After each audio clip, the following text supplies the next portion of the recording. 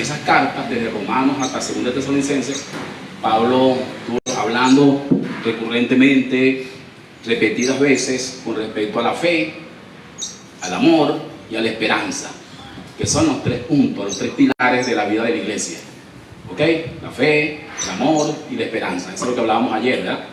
Que nosotros, primero cuando vinimos a este grupo, cuando vinimos a la iglesia, entonces empezamos a practicar la vida de la iglesia, y la vida de la iglesia tiene que ver con el punto esencialmente. De ahí no nos salimos. Es una obra de fe, es un trabajo de amor.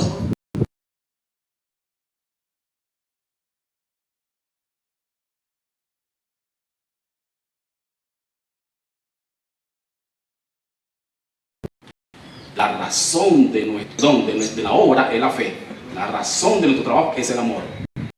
Y la razón de nuestra esperanza es la perseverancia, es la razón por la cual estamos esperando. A ver, ¿por qué estamos aquí nosotros? Porque estamos esperando al Señor. La razón de nuestra perseverancia es porque estamos esperando al Señor. Por eso es que cuando un hermano suelta el asunto, suelta las riendas, entonces, wow, hay un problema. Vemos que ese hermano como un hermano caído, como un hermano que se salió de la esperanza, Porque para mantenerse en la esperanza tiene que mantenerse perseverando. Y se mantiene en esperanza, ¿ven? Y para mantenerse en el amor tiene que mantenerse trabajando. Para mantenerse en la obra tiene que mantenerse en una actitud de fe. Es una obra de fe. Es un trabajo de amor. Es una perseverancia hasta la venida del Señor. Amén, que es nuestra esperanza. O sea, ayer lo vimos. Espero que los que no hayan venido, los que no lo tengan, lo tomen, porque hicimos las grabaciones. ¿Debe tener un video de eso? No. Lo pasan por YouTube. O lo vamos a pasar por YouTube. ¿Cómo que se llama la broma en YouTube? Madurando para ser arrebatados. Madurando para ser arrebatados. Se llama en YouTube. Te busca y va a encontrar allí esa lección. Es bueno que la vea, la revise, tenga la humildad para sacar de ahí las cosas que va a necesitar. Amén. Entonces nosotros hablábamos de todo lo que Pablo habló. Por eso es que no podemos hablar de la vida de la iglesia. Eso es algo no podemos decir todo, porque eso es un contenido demasiado grande. No solamente estamos tomando los puntos generales, los puntos básicos, que son la fe, el amor y la esperanza. Solamente estamos tocando esos puntos, pero todas esas cartas, desde Romanos, que fue lo primero que escribió Pablo, que en el orden que está ahí en la escritura, el canon, desde Romanos hasta 2 Tesalonicenses, todo ese contenido es directo a mostrarnos a nosotros la vida de la iglesia. Entonces, ahí a los Corintios les muestra lo que es el amor, lo que es la fe, lo que es a los Gálatas, lo que es y muestra todo para que nosotros estemos bien claros en esa vida y guiándonos por la escritura, tengamos esa vida de la iglesia. Ahora, también decíamos que esa vida de la iglesia no es cualquier cosa. Vamos a ver si ahí terminamos, vamos a ver si podemos seguir allí. La vida de la iglesia es un examen.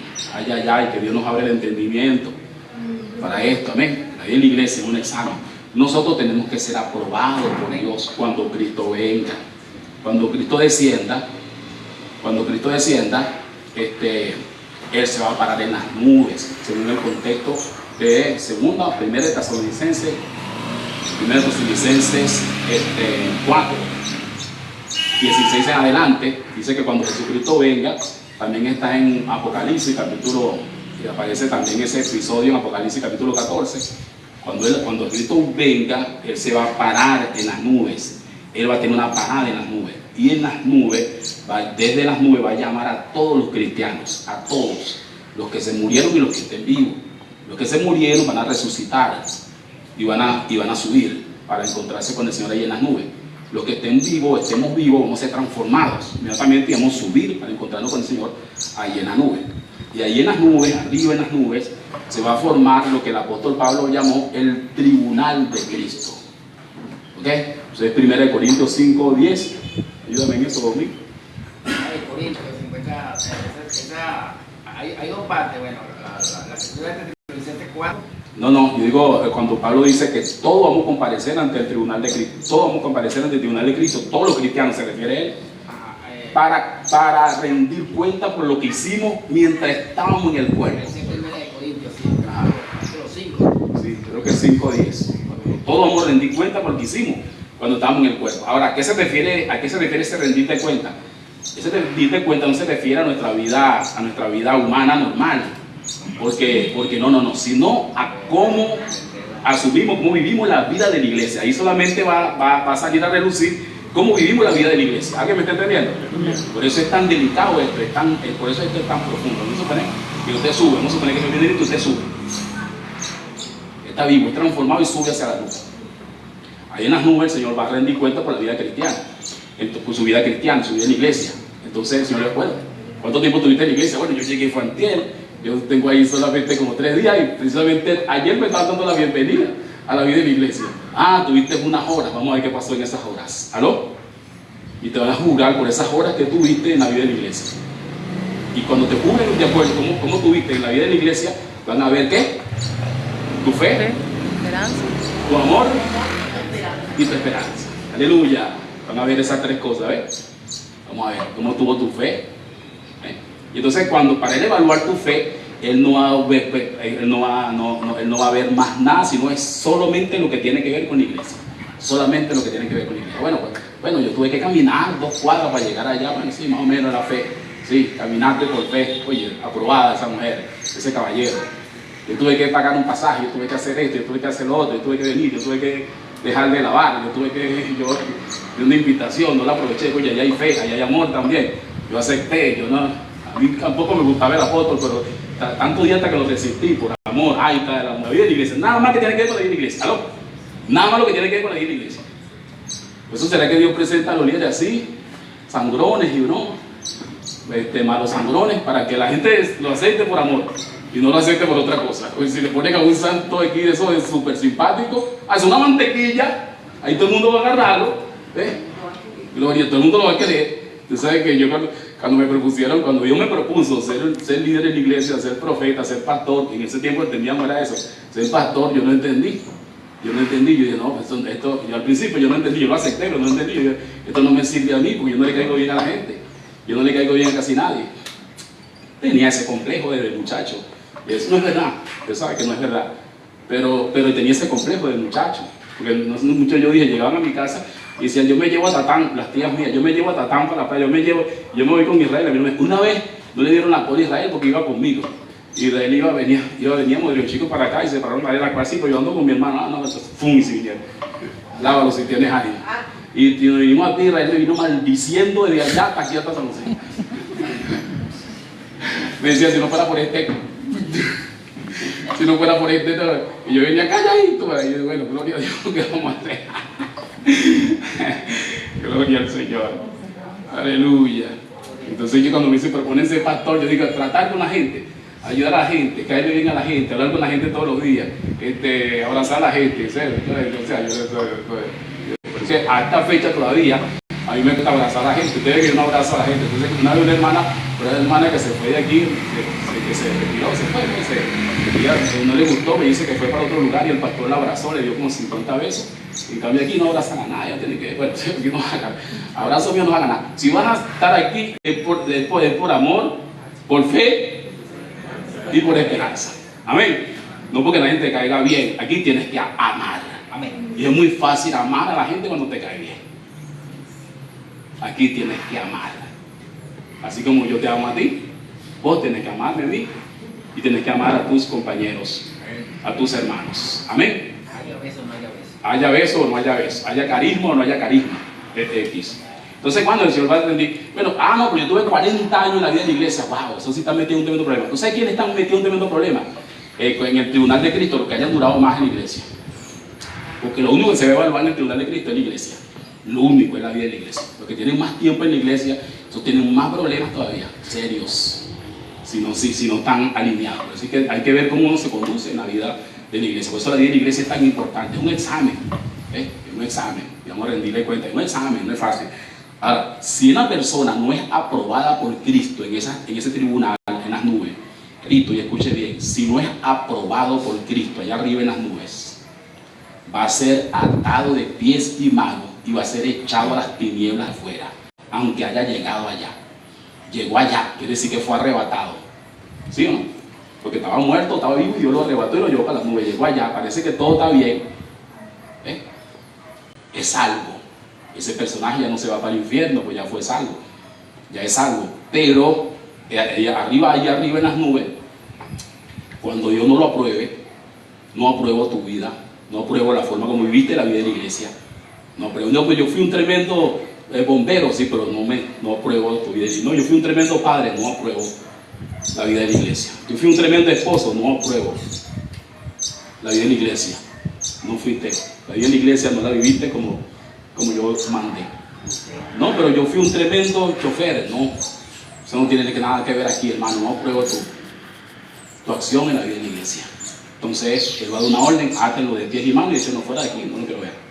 Entonces, el hermano lo agarran, lo atan de pies y manos, tranquilo que ya lo vamos a leer. Lo agarran, lo atan de pies y manos y lo lanzan fuera. Las tinieblas. Entonces va a tener a un lugar que la Biblia llama las tinieblas de afuera. Las tinieblas de afuera no es el infierno.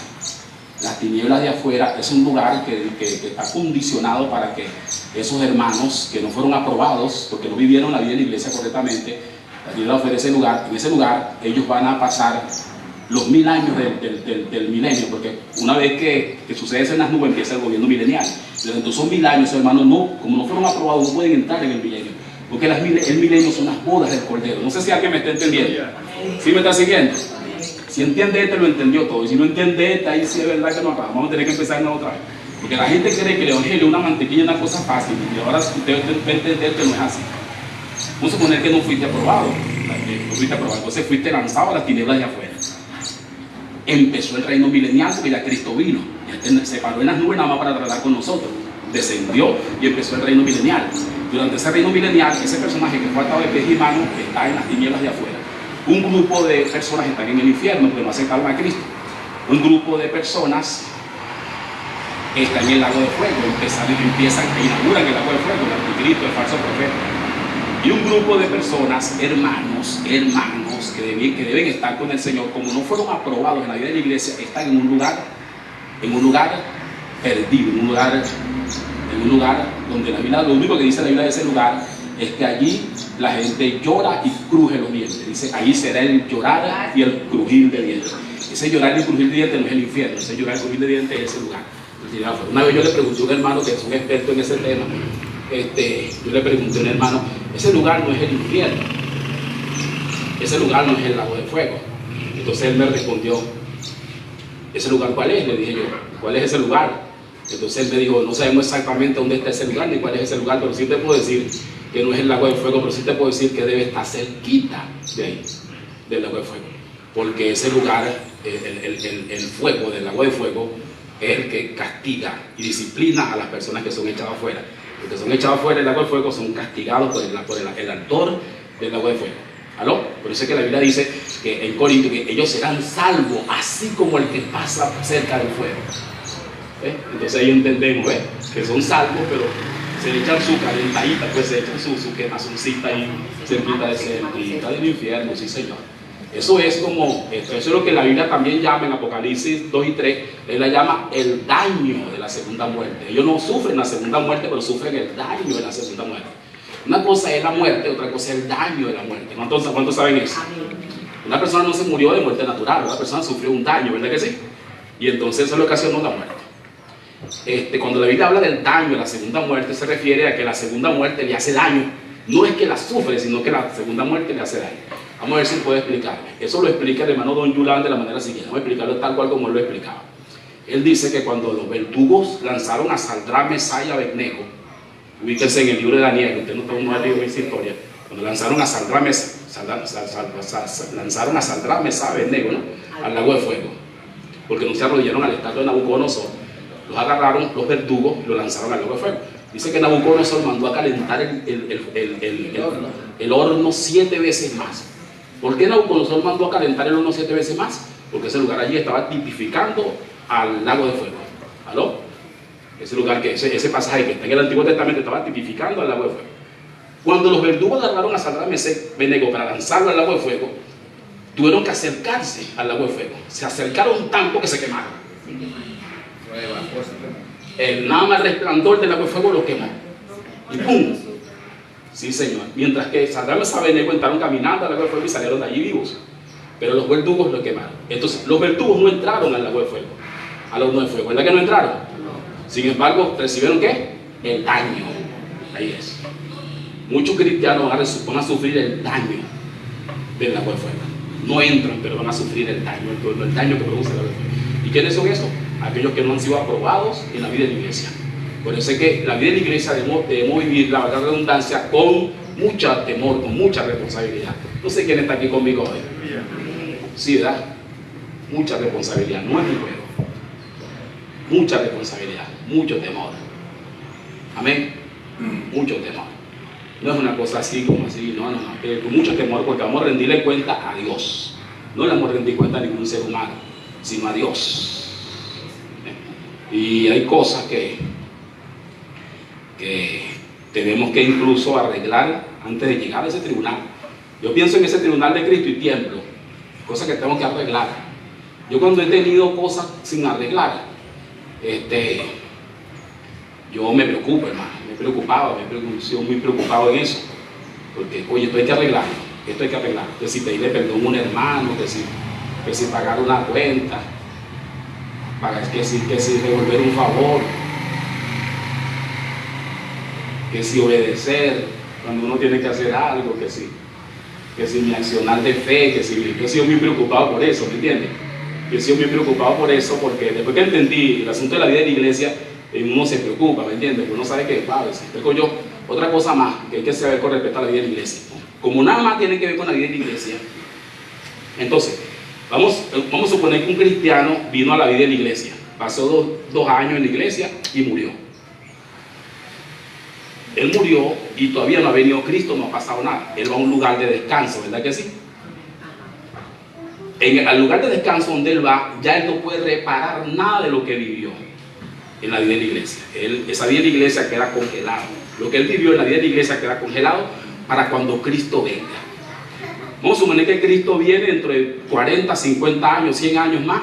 Bueno, mientras en esos 100 años no se le van a contar a él. Él no puede hacer nada para resolver lo que pasó ahí, lo que pasó en la vida de la iglesia. ¿Ves? Porque ya él salió de la vida de la iglesia. Entonces cuando él se presente delante de Dios, Dios le agarra y le, mira, ya está. El problema es allá. No veas el problema aquí. Han pasado 100 años de que te moriste.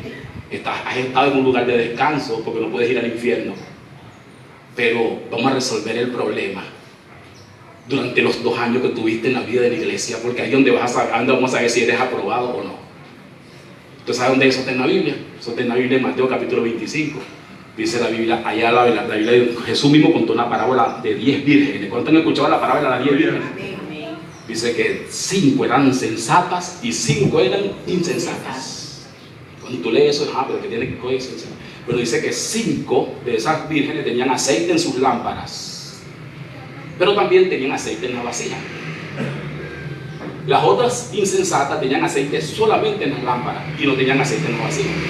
Y ahí le dice que como el Señor tardaba en venir, las 10 vírgenes cabecearon y durmieron. Eso que cabecearon y durmieron quiere decir que murieron. ¿Aló? Quiere decir que esas 10 vírgenes de Mateo capítulo 25 representa a todos los cristianos que mueren antes que Cristo venga. Mientras están esperando a Cristo, duermen. Si estoy esperando al Señor, no ha venido. No vino este año, no vino el año. Entonces, bueno, le llegó el tiempo de irme. Ok, se fue. Pero así mismo como durmió, así va a esperar al Señor. Si durmió sin aceite va a esperar al Señor. ¿Aló? Así se va a despertar. Si durmió con aceite, así se va a despertar. Entonces las sensatas, Dios las llama sensatas porque durmieron con aceite. Tenían aceite en las lámparas y tenían aceite en las vasijas. Ahí las lámparas es nuestro espíritu y las vasijas es nuestra alma. Nosotros debemos acumular la llenura de Dios, la vida de Dios, debemos acumularla tanto en nuestro espíritu como en nuestra alma. Vamos a ver si puedo explicarme. Cuando una persona se convierte al Señor, su espíritu es su lámpara.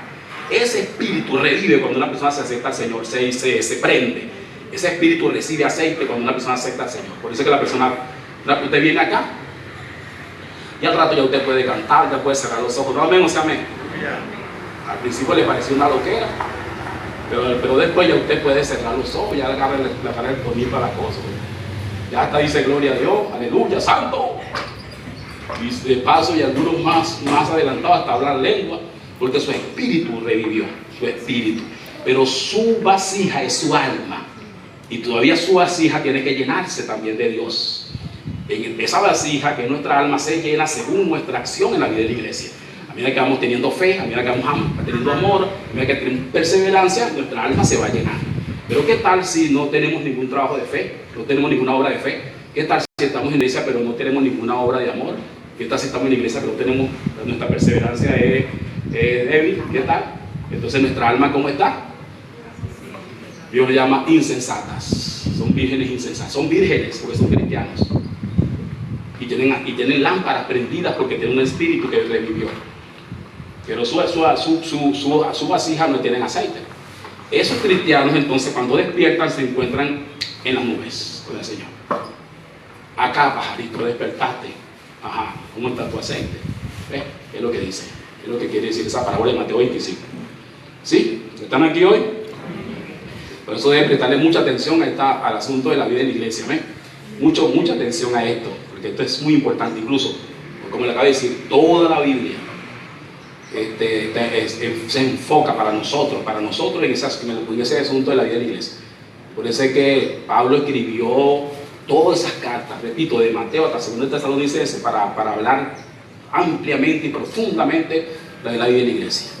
Lo que nuestra vida de la iglesia, donde tenemos que perdonarnos, tenemos que amarnos, tenemos que darnos, tenemos que sacrificarnos, tenemos que someternos, tenemos que negarnos a nosotros mismos, ¿aló? Tenemos que todas esas cosas, Dios la está viendo.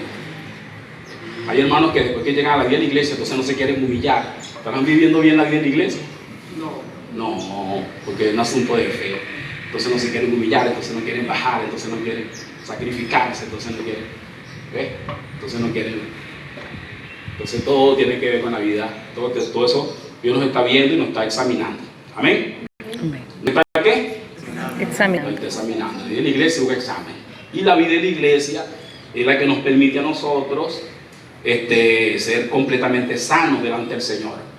Un cristiano que se somete a la vida de la iglesia, que entiende lo que es la vida de la iglesia, se vuelve una persona sana con respecto al Señor. El Señor lo ve como una persona sana.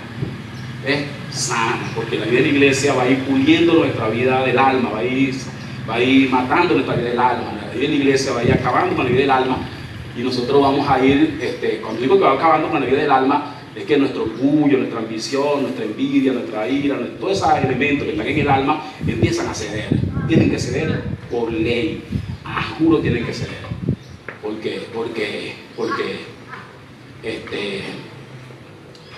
Porque la misma rutina de la vida de la iglesia va haciendo que todo eso ceda. Amén. Amén. Gloria al Señor. Ahora, básicamente la vida de la iglesia, cuando hablamos del amor, porque hay una carta a los Gálatas, Pablo explica que el principal de todo ese asunto de la vida de la iglesia es el amor. El principal es el amor. Dice Pablo, por eso que Pablo se gasta un mensaje completo cuando escribe a los Corintios para hablar del amor. Dice, lo más importante de todo es, Pablo dice en el texto de que tenga Gálatas, hasta ahora están la esperanza, la fe y el amor, estos tres. Pero el principal de todo es el amor. Claro, porque la fe termina. Cuando termine todo esto va a terminar la fe. Cuando nos encontremos con el Señor termina la fe. De ahí en adelante nuestra vida no va a ser por fe. La esperanza termina, porque cuando llegue el Señor ya no tenemos nada que esperar, ya vino. Pero el amor continúa. El amor es eterno, el amor no va a parar. Por eso entre todos los elementos, lo más importante, esos tres elementos más importantes es el amor. Amén.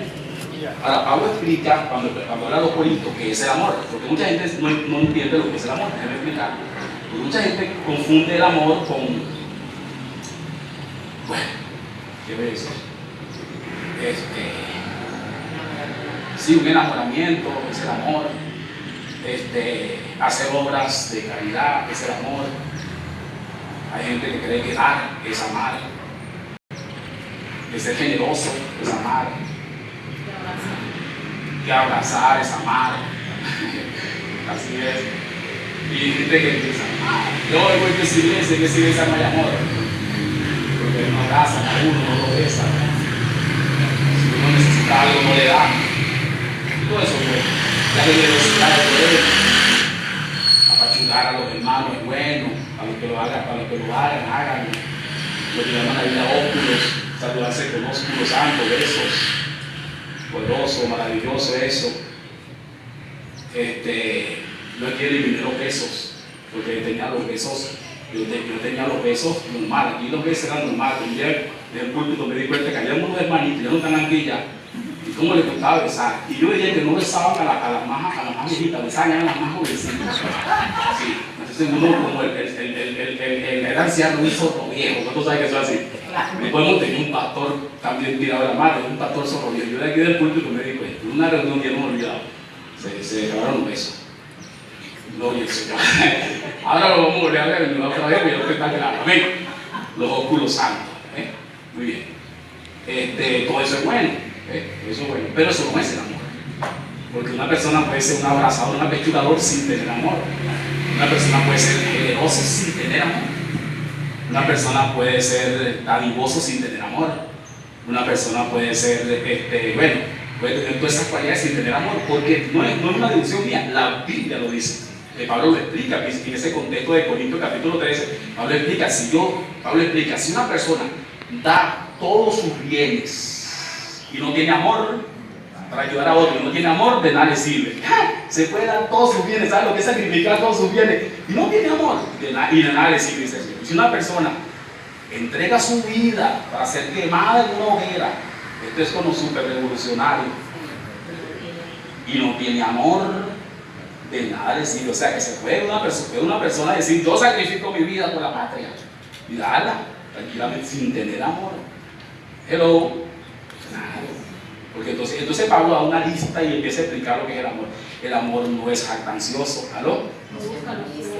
No mira lo suyo propio, no se irrita, no se envanece. No se envanece. El amor es sufrido, es benigno. Entonces uno empieza a ver que cuando el Señor habla del amor, se refiere a una persona que ha dejado la vida del alma. Una persona que ama, una persona que ha dejado, que ha vencido el orgullo, que ha vencido la vanagloria, la ambición, la envidia, el egoísmo. Esa persona que ha vencido esa es la que ama. Aunque tú no la veas como que no la veas alumbrando, esa es la persona que ama, que ha vencido todo eso. Y eso puede vencerse cuando en la práctica de la vida de la iglesia. En la práctica de la vida de la iglesia, nosotros vamos venciendo todo eso, porque la vida de la iglesia nos ayuda a vencer todo eso, pero si nos humillamos, por supuesto, si nos sometemos. Si nos sometemos, entonces esa práctica de la vida de la iglesia nos vamos venciendo. Vamos teniendo amor. Amén. Vamos teniendo amor. Es una persona, no, pero lo que pasa es que ¿sabes? No tienen amor, porque el amor, yo sé qué, el amor es qué, chico. ¿Qué es para ti el amor? No, el amor es el que no tienes tú. ¿Por qué? Porque estás juzgando a tu hermano. El amor no juzga. Hello. El amor no se mira al otro. El amor no se envanece ni mira lo suyo propio. O sea que el primero que no tienes amor eres tú. Que estás juzgando a tu hermano y diciendo que tu hermano no tiene amor. El primero que no tiene amor eres tú. Tú eres que estás juzgando a tu hermano. Entonces cuando hablamos del amor, el amor es Dios. Tengan mucho cuidado. No imite el amor. No se puede imitar. Vívalo. ¿Cómo lo va a vivir? Sométase a la vida de la iglesia. Y así va a poder desarrollar ese maravilloso amor que es el que Dios está buscando para nosotros y en nosotros. Amén. Gloria al Señor. Aleluya. También está haciendo efecto el omeprazol. El omeprazol ama a uno. Gloria a Dios. Es que el hijo mío ahora se le ocurrió y está haciendo un viaje desde New Jersey hasta como que Texas en un carro, manejando, son como 24 horas. Ayer cuando me dijo, se me clavó de una vez el dolor en la costilla, y hoy no ha dejado de tener el dolor en la costilla. Ahorita me llamó y que ya recorrió 14 horas, me di 3 omeprazol para ver si aguantaba. Ese niño sí me ha echado bromas, y usted lo ve, mide como 1,50 m. Sí, porque él se mantuvo de este tamaño. Él es bueno cantando, tú lo ves, y por las pantallas se ve altísimo. Por el TikTok, por la broma esa.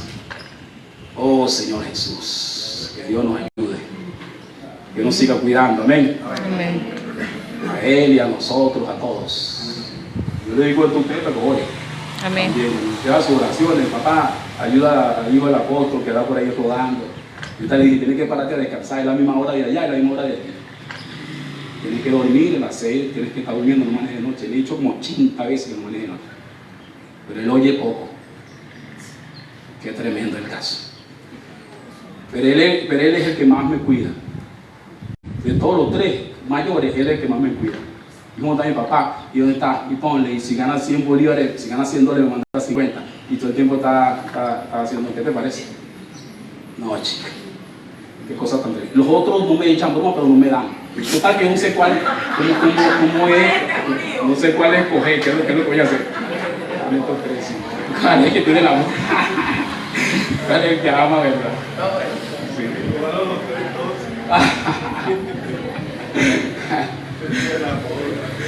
Gloria al Señor. Aleluya. Aleluya.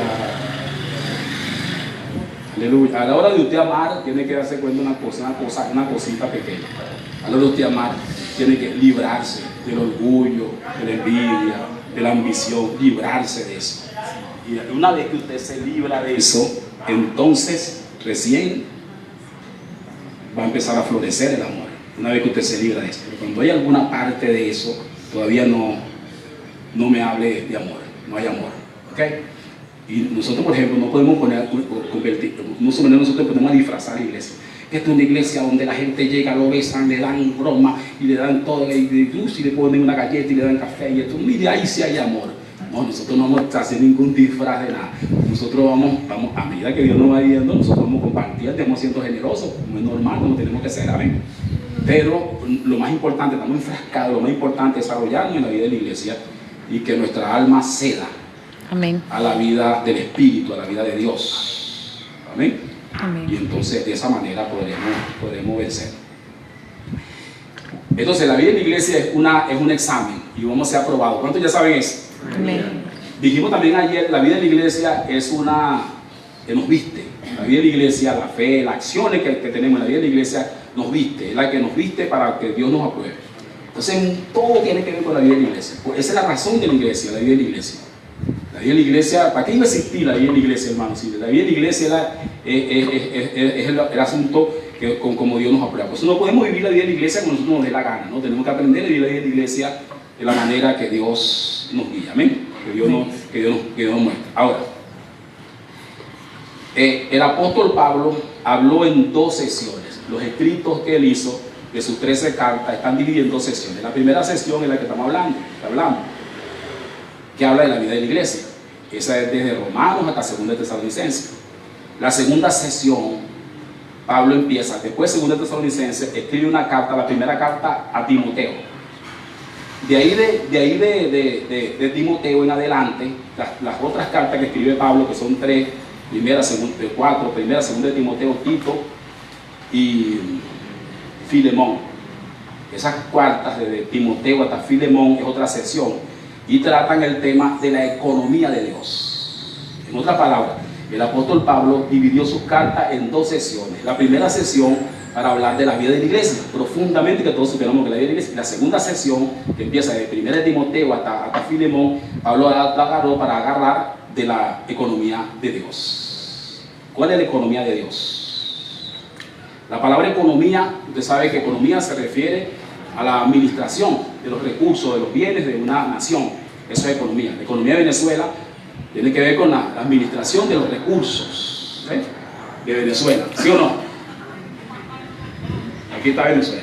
Entonces los recursos que tiene Venezuela, ellos son administrados. Esa administración sobre esos recursos es lo que se llama ¿cómo? Economía. Ok. Cuando nosotros hablamos de economía de Dios, nos referimos a que Dios tiene sus recursos aquí en la tierra. Los recursos de Dios aquí en la tierra es lo que nosotros llamamos su reino. Usted sabe que el reino es la esfera de un rey. Un reino es el dominio de un rey. ¿Cuántos saben eso? Y por eso que cuando hablamos del reino de Dios o del reino de los cielos, nos referimos al dominio de Jesucristo, al dominio de Dios, esa es la esfera donde Dios gobierna. Amén. Dios no gobierna lamentablemente sobre toda la humanidad, pero la humanidad se perdió, la humanidad está en las manos del diablo prácticamente. Dios no gobierna sobre la humanidad. Dios gobierna solamente sobre una esfera. ¿Cuál es esa esfera? Bueno, en el caso de ahorita del Nuevo Testamento, esa esfera es, en este caso de ahorita del Nuevo Testamento, la iglesia. La iglesia. La iglesia en el Nuevo Testamento es la esfera donde Dios gobierna. Por eso es que la iglesia es el reino de Dios, o el reino de los cielos, como dice Mateo. Dios gobierna su iglesia. ¿Por qué? Porque en la iglesia están los bienes de Dios, los recursos, los bienes de Dios que Dios quiere sobre esta tierra, están únicamente aquí en su iglesia. ¿Cuánto gloria a Dios por eso? Es decir, usted y yo y todo lo que hay aquí. Todo lo que hay aquí, los dones que nos dio, las capacidades que nos dio, todo eso nos viene de Dios. Todo eso nos viene de Dios. Amén. Los dones. No, que yo soy apóstol porque el Señor, yo soy apóstol porque el Señor, ¿te he dicho no sí? Sí, ya. Ah, ok, van a cambiar. Ok, está bien. Yo soy apóstol porque Dios me entregó ese don. Entonces, tanto yo, David Zambrano, como el don que tengo, pues pertenece a quién? Están en su esfera, ¿me entiendes? Están en la esfera de la iglesia. Todo eso tiene que ser gobernado por Dios. Mi persona y el don que Dios me dio, todo eso tiene que ser gobernado por Dios y administrado por Dios. Eso es lo que nosotros llamamos la economía de Dios. ¿Alguien entendió? La economía de Dios. Ahora, hay un asunto aquí que nosotros tenemos que entender. Antes de que existiera la iglesia existe después de Cristo, ¿sí o no? Cristo fue el fundador de la iglesia y llamó a los apóstoles y fundó la iglesia, ¿ok? Y empezó la iglesia. Pero antes de que que Cristo fundara la iglesia, en el Antiguo Testamento, en el Antiguo Pacto, existía ¿qué? El pueblo de Israel. Entonces el pueblo de Israel ¿qué era el pueblo de Israel antes? Era el pueblo de Dios. Entonces el pueblo de Israel era el gobierno. ¿Dónde estaba? Donde Dios gobernaba. Entonces era la economía de Dios. ¿Sí? ¿Usted entiende este barajuste que estoy haciendo yo aquí? Entonces, anteriormente, el pueblo de Israel era la economía de Dios. Era el lugar donde Dios gobernaba. Una vez que vino Cristo, los israelitas no lo aceptaron. Cristo vino a los israelitas no lo aceptaron. Entonces Dios se mudó y fundó su iglesia. Y la iglesia pasó a ser la economía de Dios. Ahorita, en la actualidad, Dios no está gobernando en el pueblo de Israel. ¿Dónde está gobernando Dios? En la iglesia. Quiere decir que la economía de Dios es la iglesia. Todo lo que hay en la iglesia, que necesita ser gobernado, que necesita ser administrado estrictamente por Dios. Cuando Pablo escribió a Timoteo, primera, segunda de Timoteo, y escribió a Tito, y escribió a Filemón, cuando Pablo escribió, entonces refirió el caso de la economía de Dios, cómo tenía que funcionar la iglesia, cuál era el plan de Dios y su economía con respecto a la iglesia, que ahora era la economía de Dios. Amén. Cuando usted oye, no, que el pueblo de Dios, que el pueblo de Dios es Israel, usted sabe que no es así, porque la economía de Dios ya no es Israel, ya es la iglesia. Amén. No, que el pueblo de Dios, que el ser el pueblo de Dios, no, hermano. Los judíos que son de Dios son los que aceptan a Cristo, los que no lo aceptan, no. Aunque hayan nacido en Jerusalén, aunque hayan nacido de como sea, que tengan la sangre azul, como sea. Ya la economía de Dios ahora es la iglesia. Amén. Y tiene que ver estrictamente con la iglesia. Entonces, a través del apóstol Pablo, de los demás apóstoles, pero principalmente el apóstol Pablo, Dios dio una serie de instrucciones de cómo tenía que funcionar la iglesia. A través del apóstol Pablo. ¿Cómo tenía que funcionar la iglesia? ¿Cuál era la manera como tenía que funcionar la iglesia? Esa es la administración de Dios. Ayer yo dije algo, por ejemplo, cuando yo decía ayer de que ningún hermano o asociación tiene permiso de Dios para tener una asociación privada de hermanos. Eso no aparece en la Biblia, está fuera de la economía de Dios. ¿Ahora sí me está entendiendo? Amén. Vamos a suponer que otra voy a poner el ejemplo que puse ayer, que yo agarro un grupo de hermanos y este grupo de hermanos, yo digo, este grupo de hermanos ahora se llaman, ahora nos mudamos allí en la esquina, pusimos un nombre allí, y este grupo de hermanos ahora se llaman Centro Cristiano de San José. ¡Pum! Y establezco allí mi bro. ¿Eso está correcto? No. Claro que no, porque según la economía de Dios y lo que Dios le explicó a través del apóstol Pablo, según la economía de Dios, ningún hermano tiene ningún permiso para hacer una sociedad privada con un grupo de hermanos, formar una sociedad privada. Al formar una sociedad privada con un grupo de hermanos, está dividiéndose de los otros hermanos automáticamente, y está haciendo algo que no está de acuerdo con la economía de Dios. Dios es muy serio, es muy, ¿cómo lo llamo yo? Celoso. Es muy celoso con su administración, como todo el mundo. Todo el mundo tiene una administración y es celoso con su administración. ¿Usted no? Sí. Cuando usted me dice la iglesia, incluye todas las denominaciones. Todas, los hermanos. Las denominaciones no, los hermanos. Bueno, pero no importa en qué denominación. Sí importa, no, porque las dominaciones no existen en la Biblia. Entonces nosotros contamos a los hermanos. No sé si me estoy explicando. No. Ok, vamos a ir poco a poco. Déjame ir poco a poco. Gloria al Señor. Todos los hermanos de San José pertenecen a la iglesia de Dios. Todos.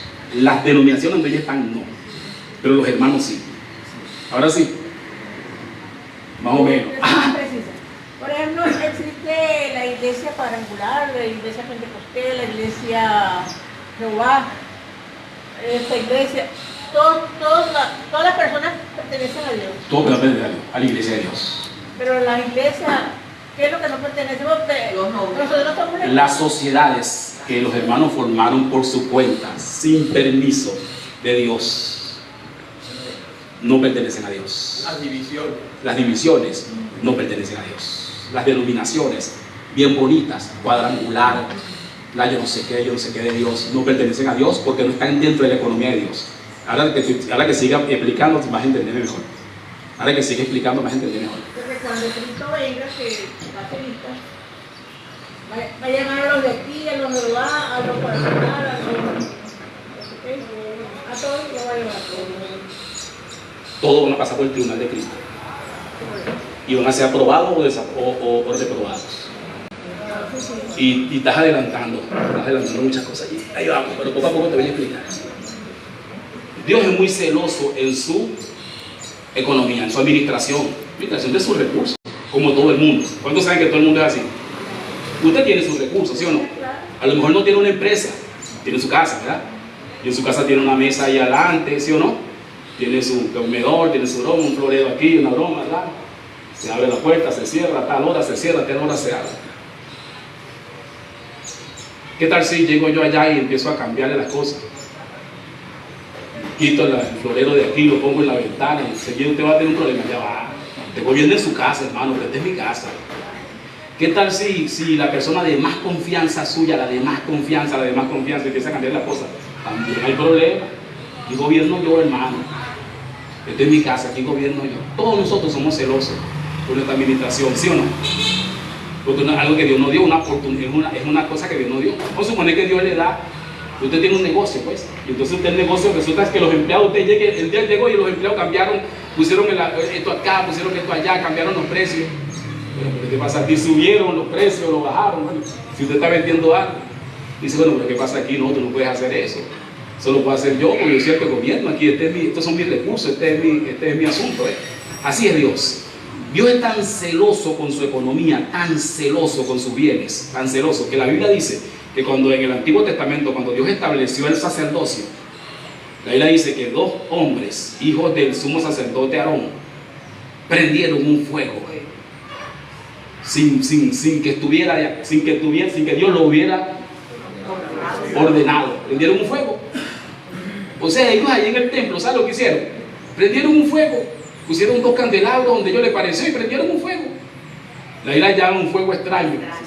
La Biblia llama un fuego extraño porque prendieron un fuego sin que Dios le hubiera autorizado que lo prendieran. ¿Sí me estoy explicando? ¿Qué le pasó a esos 2 caballeros? La Biblia dice, porque ya por aquí creo que ya leyeron esa parte, la Biblia dice que ¿cómo que fue? Cayeron fulminados, murieron, cayeron fulminados, murieron. Y cuando murieron, que le preguntaron a Dios, bueno, ¿y qué pasa? Dios dijo, no, pues prendieron un fuego extraño en mi casa. En mi casa nadie prendió un fuego extraño, nadie prendió un fuego sin que yo dé la autorización. Entonces habla del celo de Dios en su administración. Si entiende esto, va a entender todo. La Biblia también dice que ese fue el gran problema del pueblo de Israel. ¿Usted sabe cuál fue el gran problema del pueblo de Israel?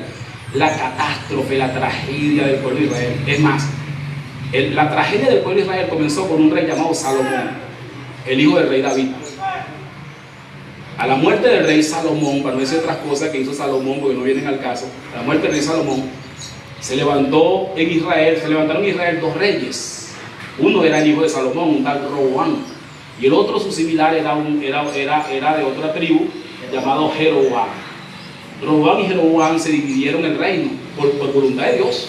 Incluso Jeroboam se quedó con 10 tribus de las 12 tribus, mientras que Roboam se quedó con 2 tribus, o con una tribu, porque al final se convirtió en 2.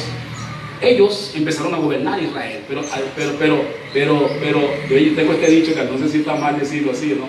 Adivinen qué hicieron. Estos dos reyes, los hijos de Salomón, empezaron a cambiar las reglas. Por ejemplo, Jeroboam, por celo, para que los israelitas no fueran para Judea, porque Judea era un territorio del otro rey Roboam, hizo sus propios lugares de adoración en Israel. Jeroboam hizo sus propios lugares de adoración en Samaria, para que los samaritanos no fueran para Judea, porque cuando empezaron los dos gobiernos, el único lugar donde se podía adorar era en Judá, porque en Judá era donde estaba el templo, y eso estaba de acuerdo a la economía de Dios de ese momento. ¿Sí me está siguiendo? Entonces Jeroboam tuvo celo. Jeroboam dijo, ay, esta gente se va a ir para allá a adorar. Entonces cada vez que venga fiesta, verán 3 fiestas al año, cada vez que venga fiesta, esa gente se va para Judá. Y entonces, cuando venga esta gente, me van a quitar el reino a mí también. Entonces, ¿tú sabes lo que hizo Jeroboam? Fundó sus propios centros de adoración en Samaria, a la cachimberra como él le dio la gana. ¿Aló? ¿Están aquí o se fueron? Ok, vamos a ver, anote allí. Vaya, sigue por ahí. Roboam, por su parte, aunque estaba en Judá y en Judá estaba el templo, hizo otros centros de adoración similares y alternativos en Judá. Y como si fuera poco, aplicó cosas que Dios no había dicho que hiciera. Bueno, se formó una tragedia tan terrible. Por ejemplo, en el caso de Jeroboam no tenía sacerdotes, porque los sacerdotes se ordenaban en Judá, se ordenaban en Jerusalén. Entonces Jeroboam empezó a nombrar sacerdotes él por su propia cuenta. Entonces cuando le dijeron, mira, Roboam, hiciste centros de adoración, pero no tienes sacerdote. Entonces Roboam dijo, no, entonces no hay ningún problema. Yo ya empecé a nombrar sacerdotes. Él no podía nombrar sacerdotes, pero los sacerdotes eran de una tribu que Dios había escogido, la tribu de Leví. Era la tribu sacerdotal, no podía nombrar sacerdotes, pero él se dio la cachaza de nombrar sacerdotes por su propia cuenta. ¿Qué le parece? Y empezó a nombrar, bueno, para que se acabe el problema, aquí yo voy a nombrar sacerdotes, aquí se acabó el problema. Ahora vos sos sacerdote, vos sos sacerdote, vos sos sacerdote y vos sos sacerdotisa, y se acabó el problema. Y entonces llenó también, ¿qué le parece? Y empezaron a violar la economía de Dios. ¿Qué le parece? ¿A qué empezaron? A violar la economía de Dios. A violar la economía de Dios terriblemente, volvieron un desastre. Fue un desastre tan tremendo que Dios mandó un profeta de Jeroboam. Lo mandó un profeta. ¿Y sabe lo que le dijo el profeta? El profeta le dijo, Dios está enojado con vos. Y parafraseando el texto, amén. Dios está enojado con vos, súper enojado con vos. Es más, Dios te manda a decir algo. Dios dice que va a borrar tu nombre, tu familia de la historia. Lo va a borrar de la casa de Israel. Y lo va a barrer como se barre al estiércol. Y Dios dice que tu familia y tú van a morir, todos van a morir una muerte desastrosa. Dios dice que los familiares tuyos que estén en el campo se lo van a comer los perros, y los que estén en la ciudad se lo van a comer los buitres, los que estén en el campo se lo van a comer los buitres, y no van a enterrar a nadie de tu familia. Entonces yo le hago una pregunta a usted, ¿estaba enojado o no estaba enojado Dios? Ahora la pregunta del millón, ¿por qué Dios estaba enojado? ¿Qué es lo que habían hecho ellos? Violaron su economía. Violaron su economía. Ay, sí me está entendiendo. Ahora sí, gloria a Dios, lo logramos. Ahí vamos, gloria al Señor. Si seguimos así, si salimos así, vamos a salir bien. Violaron la economía de Dios. ¿Se ve? No es tan fácil. ¿Usted sabe quiénes habían violado la economía de Dios antes de Israel? Pero abiertamente y a la bravucona. y fueron los que destruyeron la humanidad completa. Adán y Eva.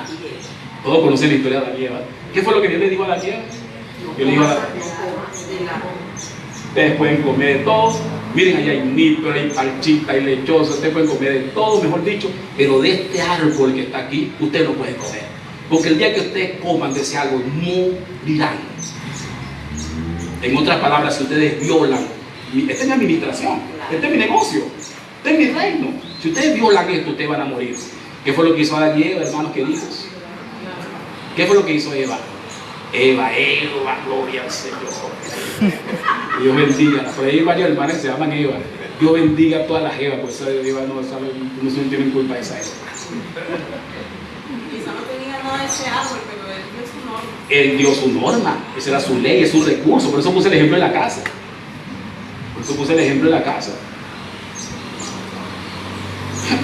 Eva agarró el árbol, comió, le llevó el marido. Eva fue engañada porque el Satanás engañó a Eva. Satanás compinchado con la serpiente engañó a Eva porque le quiso decir a Eva de que Dios estaba equivocado, y Eva creyó. Eva se dejó llevar por su ambición, porque el árbol era, dice la Biblia que el árbol era codicioso para alcanzar sabiduría. Eva empezó a pensar: oye, voy a ser más sabia. Oye, pero la cosa se ve interesante. O sea, fue engañada, fue seducida por la serpiente, comió. Fue donde el marido y le llevó la fruta. Mira, yo comí, hice unas cuantas cosas, ¿viste?, que no sabía. ¿Y qué dices tú? Adán no fue engañado. Adán sabía que era el mismo diablo. Adán sabía todo, porque Adán hablaba con Dios todos los días. Pero Adán tuvo la cachaza de comer también. Adán tuvo la deliberancia. ¿Cómo se llama? Sí. Usó su libre albedrío y tuvo hoy sábado, de comer sabiendo lo que estaba haciendo. Cuando comió, le entró la muerte. Murieron 900 años después. Adán vivió 930 años. ¿Qué hará si no hubiera comido? Imagínese usted, todavía que hubiera vivo sin ello. Comió, hermano. Eso decía, cuando Dios vino habían desobedecido. ¿Qué? ¿Qué es lo que habían desobedecido? La economía. Su economía. Cuando Dios llegó habían desobedecido su economía y Dios lo sentenció. Y dije que iban a morir. Los dos murieron. Pero no murieron ellos nada más. Murió toda la humanidad con ellos. 4000 años después de Adán vino Cristo a salvar lo que se había perdido. Y escúchenme bien esto. Y está esperando que nosotros no hagamos lo mismo que hicieron ellos, ni que hizo Israel. Está esperando que nosotros, por favor, respetemos su economía. Amén. Y lo que él ha dicho. Hace un rato dije: ningún hermano en la Biblia tiene autorización para agrupar hermanos en su sociedad privada. Póngale el nombre que le ponga: Asociación Cuadrangular, Asociación Luz del Mundo, Asociación Peniel, Asociación. Póngale el nombre que tenga, ningún hermano. Esos hermanos que hicieron eso le van a rendir cuenta a Dios por lo que hicieron.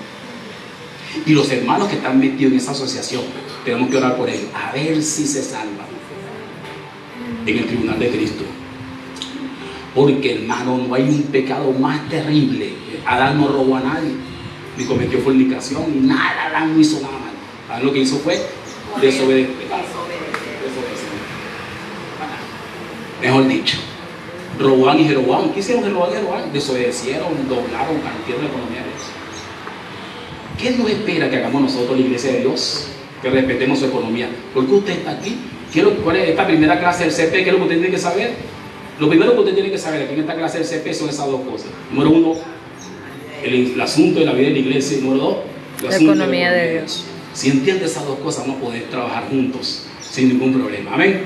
Tranquilo y sin nervio. El mundo alrededor que se pierda, que se pudra. Apóstol, está de moda. Está de moda que toda la iglesia tiene su nombre, tiene su broma, tiene su estandarte, hacen su broma, hacen su aniversario. Está de moda y nosotros no. No, pues está de moda, claro que está de moda. Desde Adán y Eva está de moda. Desde el diablo está de moda. ¿Usted sabe quién fue el primero que violó la economía de Dios? El diablo en el cielo. Y se trajo la tercera parte de los ángeles. Violó la economía de Dios abiertamente. ¿Usted sabe lo que hizo el diablo? Presentó un plan alternativo al de Dios. Presentó un plan. El diablo presentó el plan de sentarse al lado de Dios y poner su trono al lado del trono de Dios. ¿Qué le parece? No era casi ambicioso, ¿verdad? ¿Qué le parece? Y Dios lo fulminó por esa razón. Y ahí empezó. Después puso al hombre, también violó la economía de Dios. Después puso al pueblo de Israel, también violó la economía de Dios. Finalmente apareció con la iglesia y espera que nosotros no violemos la economía de Dios. Lamentablemente la mayoría de las iglesias han violado la economía de Dios, pero Dios espera que alguien no la viole. Ojalá nosotros seamos eso, que no violamos la economía de Dios. Que un día nos presentemos delante del Señor y Dios diga, bueno, ustedes entren. Que Dios nos pueda decir, en lo poco me fueron fieles, en lo mucho los pondré. Entren al gozo del Señor. Eso es lo que estamos buscando.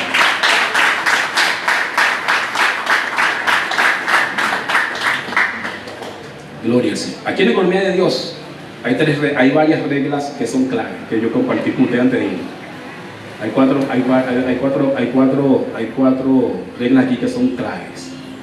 Gloria al Señor. Lo que respecta a la economía de Dios. Primero, la iglesia. ¿Cuál es la administración o la economía de Dios con respecto a la iglesia? Lo primero lo acabo de decir. En primer lugar, la iglesia de Dios no está dividida, no puede dividirse. La iglesia de Dios no puede dividirse bajo ninguna circunstancia. La iglesia de Dios pertenece a la localidad donde vive. La iglesia de Dios es local, estrictamente local. Nunca aparece en la iglesia una iglesia internacional, ni una iglesia. Yo iba pasando por allá una vez y leí una broma que tienen los hermanos,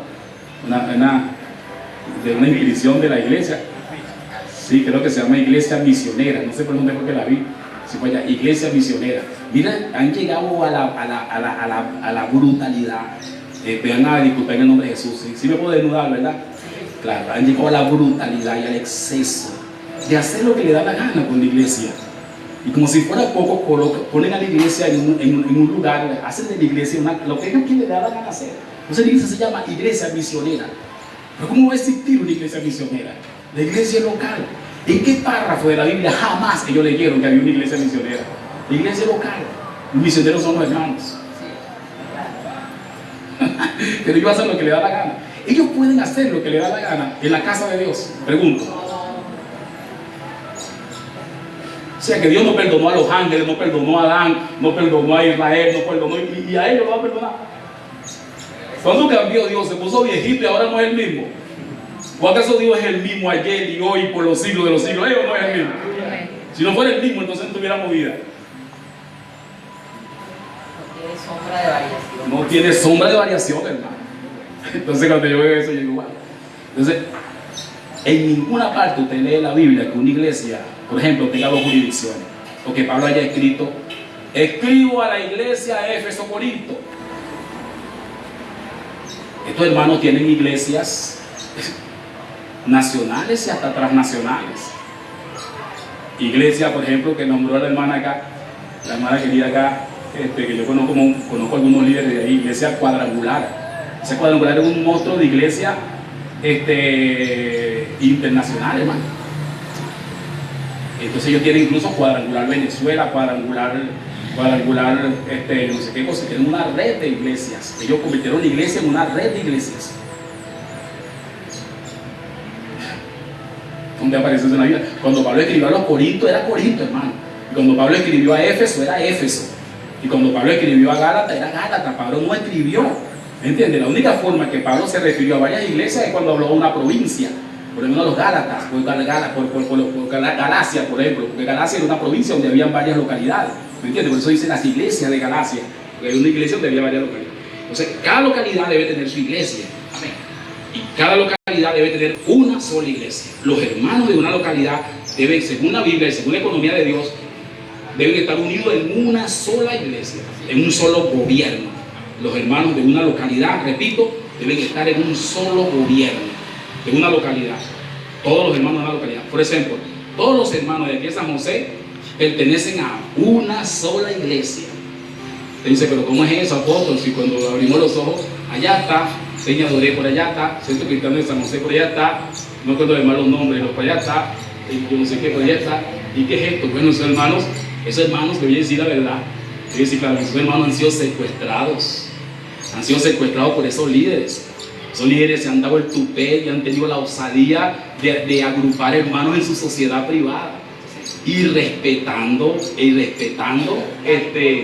la economía y los dones y la autoridad de Dios. ¿Qué deberían de hacer esos hermanos? Deberían de juntarse y ver a quién Dios se está dirigiendo y someterse.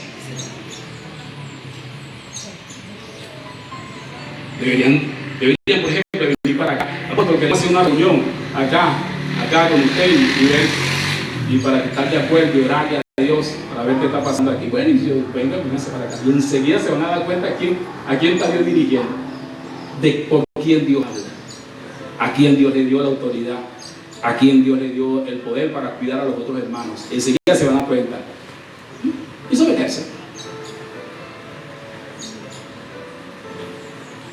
Estoy sacándole el cuerpo a un amigo mío, porque un amigo mío que es pastor, él quiere utilizarme a mí para que yo le esté dando, enchufando aceite, para él seguir su independencia. Vamos a ver si puedo explicarme. Él pretende invitarme a mí que yo vaya para su lugar, para su ciudad, para su iglesia, cada 2 meses, le enchufe varios mensajes, porque ellos no tienen mensajes, se les acaban los mensajes. Por eso es que convierten las iglesias en unos festivales de rumba, de cosas, y todo el tiempo tienen un invitado nuevo ahí. Porque los mismos pastores que están allí están usurpando ese lugar. Y no deberían estar frente a esa gente, porque no tienen el llamado de Dios, porque no están en el orden de Dios. Vamos a ver si les puedo explicar esto como lo explicó Jesús. Cuando Jesús llegó, cuando Jesús empezó su ministerio, ¿sabe qué? El pueblo de Israel se dio cuenta que en la cátedra de Moisés, es decir, en la mesa donde debían sentarse los profetas, ¿saben quién estaban sentados? Los fariseos, usurpando ese lugar. Jesucristo los llamó usurpadores. En la cátedra de Moisés tienen que estar sentados los profetas, no ustedes que no saben ni dónde están parados ni para dónde van. Cuando la gente escuchó hablar a Jesucristo, enseguida se dio cuenta que Jesucristo era diferente a los fariseos. Y empezaron a decir, este habla como quien tiene autoridad, este habla con autoridad, este sí sabe, este habla como el que sabe, este no habla como los fariseos, este habla como quien tiene autoridad. ¿Vieron la diferencia? ¿Me explico? Porque Jesús era el profeta. Entonces cuando ellos se juntan, cuando ellos tienen una iglesia, entonces forman un grupo, entonces todo el tiempo tienen un predicador invitado. Yo no sé quién. Entonces, cuando habla el pastor, por ejemplo, ahí está el pastor de Río Chico, del centro, ¿cómo se llama? Voy a ser chismoso y bien abierto en el nombre del Señor, porque quiero que todos me entiendan y sacar todo lo que esté en mi corazón. Quiero sacar todo lo que esté en mi corazón y quiero que todos me entiendan. No, amén o sea amén. Estoy escuchando un mensaje del pastor como que Leonardo, allá en el centro cristiano, lo estoy viendo por TikTok, y el hombre está predicando un mensaje a los hermanos acerca de los demonios, de sacarle fuera a los demonios a los hermanos. ¿Ah? ¿Cómo se llama? Liberación se llama el mensaje, liberación pura, de sacarle fuera.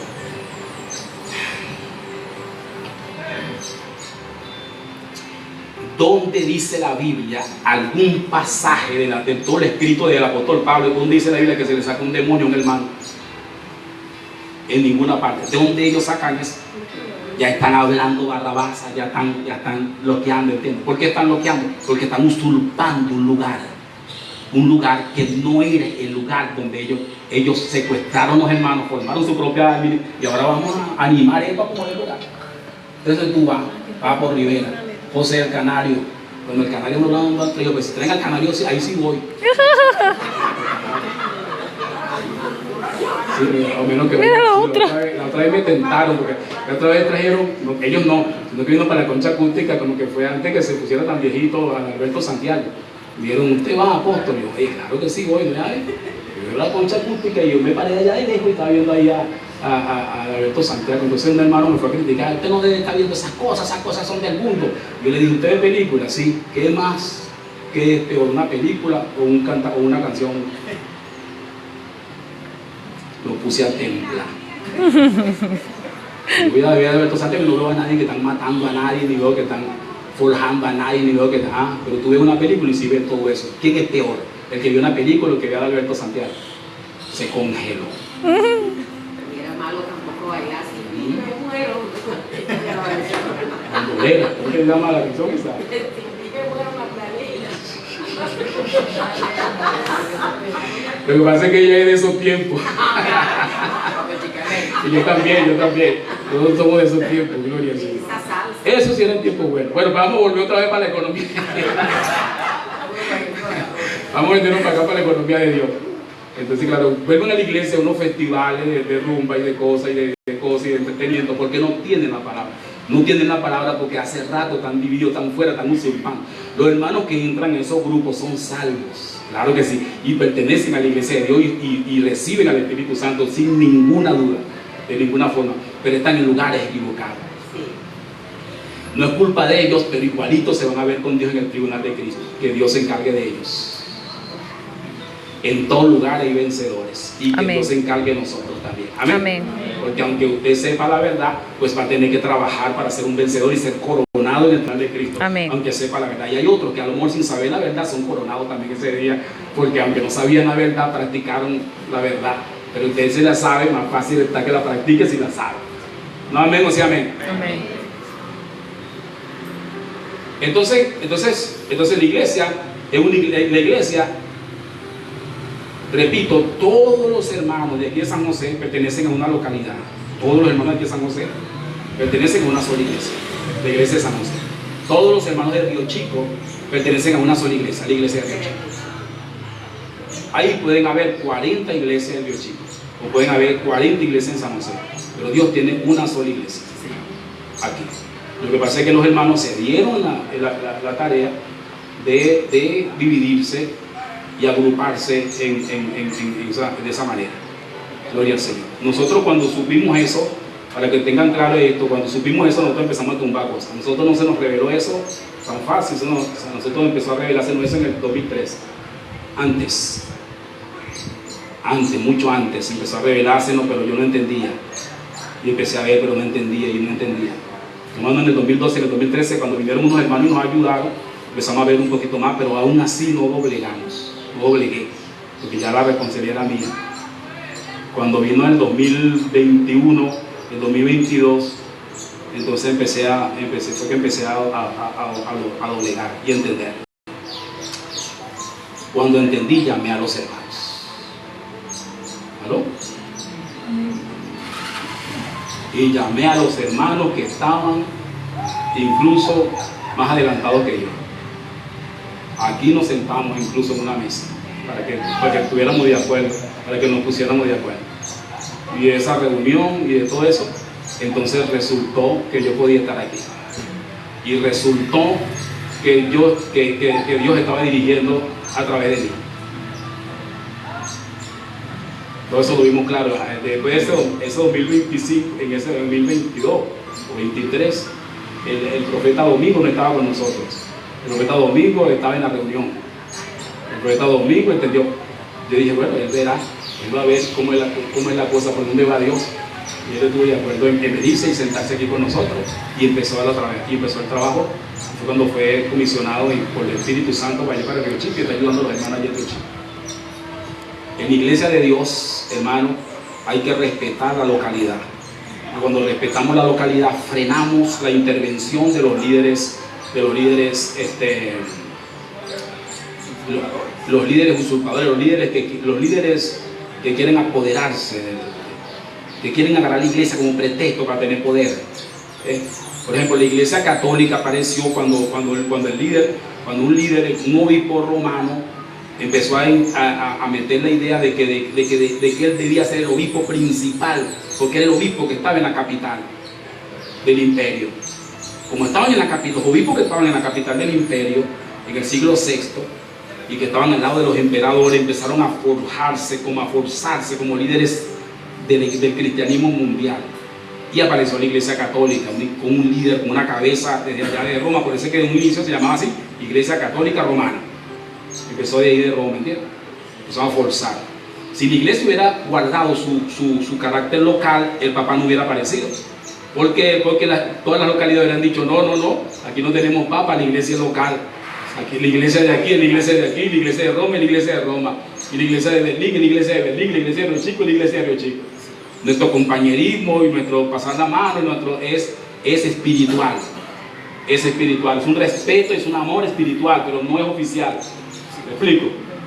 Yo por ejemplo, en Río Chico, yo puse un poquito de esfuerzo para que los hermanos se reunieran. No amén, o sea amén. Y yo empecé las reuniones, yo hice las primeras reuniones incluso en Río Chico. Bastante, y inauguré el primer local y hablé pum, y todo eso, hasta que apareció el profeta Domingo. Cuando apareció el profeta Domingo, a nosotros nos pareció bien por el Espíritu Santo que él se quedara allí llevando la delantera. Muy bien. Apareció entonces el profeta que lleva la delantera en Río Chico, y poco a poco están apareciendo los hermanos que van a estar ahí en ese grupo. ¿Qué es lo que pasa? Yo no puedo llegar a Río Chico y decir en Río Chico, aquí mando yo, y aquí en Río Chico se hacen las cosas así no puedo hacerlo, ¿entiendes? Porque esa es una localidad y esta es otra. Yo puedo hacerlo en esta localidad porque aquí yo soy anciano, pero allá no. Allá yo soy apóstol, aquí soy anciano. Allá yo puedo sugerir espiritualmente, con amor, a los hermanos que están al frente para que hagan las cosas. Y ellos verán si la quieren hacer o no la quieren hacer. Hasta ahora quieren hacerla y la han hecho medianamente han hecho todo lo que yo les digo por amor. Así debe ser la dirección, así debe ser la ayuda en una localidad. Por amor, por espíritu, por respeto, no por imposición, ni por fuerza ni por nombramiento. Amén. Yo no llego allá, no, aquí llegó el apóstol David a Río Chico y ese es el que manda. No, de ninguna manera. Los que mandan son ellos allá, porque el Espíritu Santo a través de ellos, porque ellos son los ancianos allá en ese lugar. ¿De qué sirvo yo allí? Bueno, yo soy allí una figura espiritual que los puede ayudar. Un consejero, puedo ¿cómo se llama? Sugerir algunas cosas, las cosas que yo pueda sugerir, y ellos verán si la toman o no la toman. Yo les sugiero incluso que la tomen. ¿Por qué? Porque yo voy un pie un poquito más allá, porque el don que Dios me dio y la comisión que Dios me dio abarca mucho, porque es apostólica. Ellos son locales, yo soy apostólico. El apóstol es global, el apóstol es extralocal. La función del apóstol es en muchos lugares, la función del anciano es en un solo lugar. Amén. Amén. Entonces, número uno, la iglesia es una iglesia local. ¿Cuánto han entendido eso? Amén. La iglesia no pertenece a ninguna sociedad privada de ningún tipo.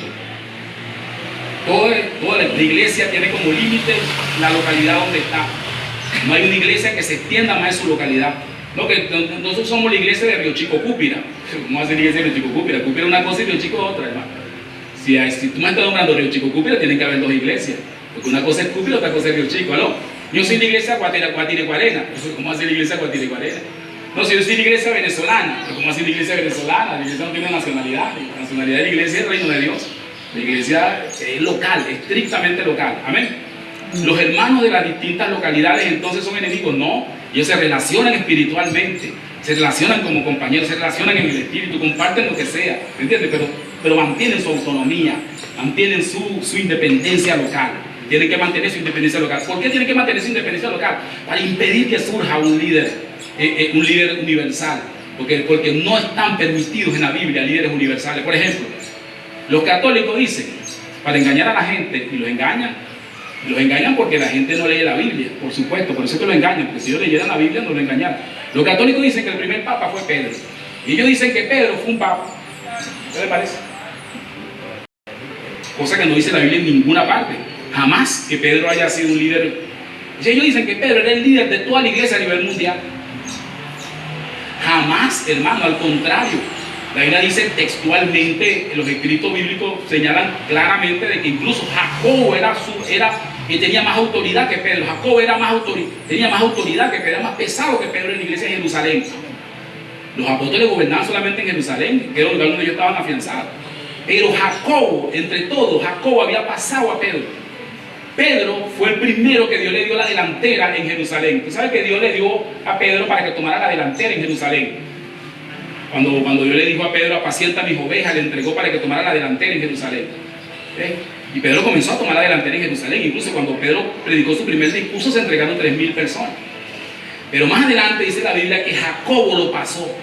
Incluso la Biblia dice que Pedro le tenía miedo a Jacobo, tenía respeto a Jacobo, se escondía, se cuidaba cuando estaban los que supervisaban a favor de Jacobo, porque Jacobo lo había pasado. Estos hermanos católicos se atreven a decir que Pedro era el papa de la iglesia. Entonces, claro, otra cosa que habría que preguntarle es si Pedro era el papa. Cuando Pedro murió, ¿a quién dejó de papa?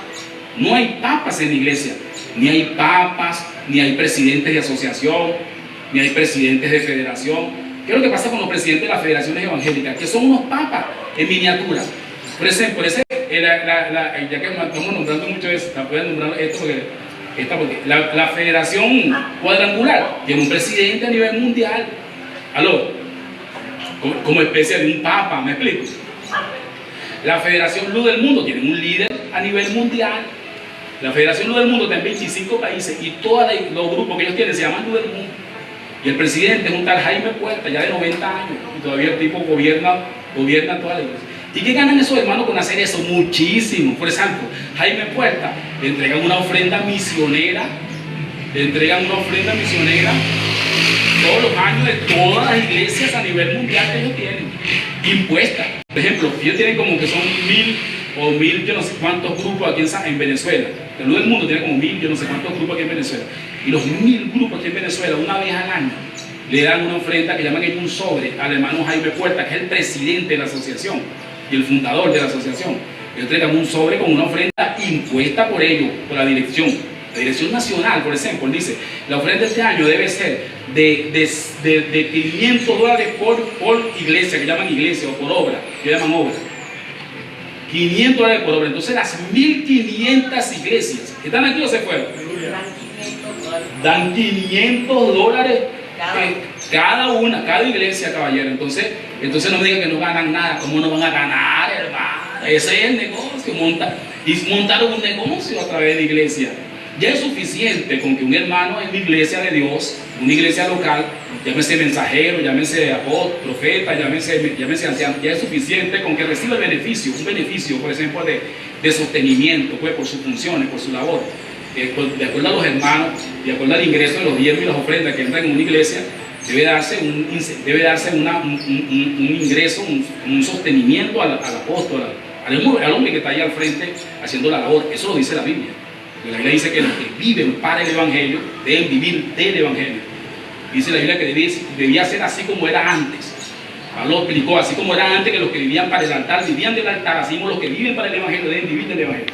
Entonces es normal que la iglesia reconozca a un obrero, o a 2 obreros, o a 3 obreros, si es necesario, de pronto, en una localidad para ser sostenido económicamente, de acuerdo a lo que necesite, pues, para su sostenimiento. ¿Alguien me está siguiendo? Pero que él se haga rico,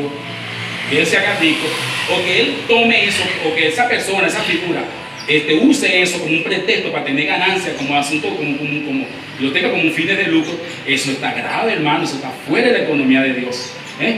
Por ejemplo, porque no, ahí está el apóstol fulano, el apóstol David, no, nada, eso es mejor dicho. No, ese hombre lo que esté es sobrado el lote y se gana unos reales.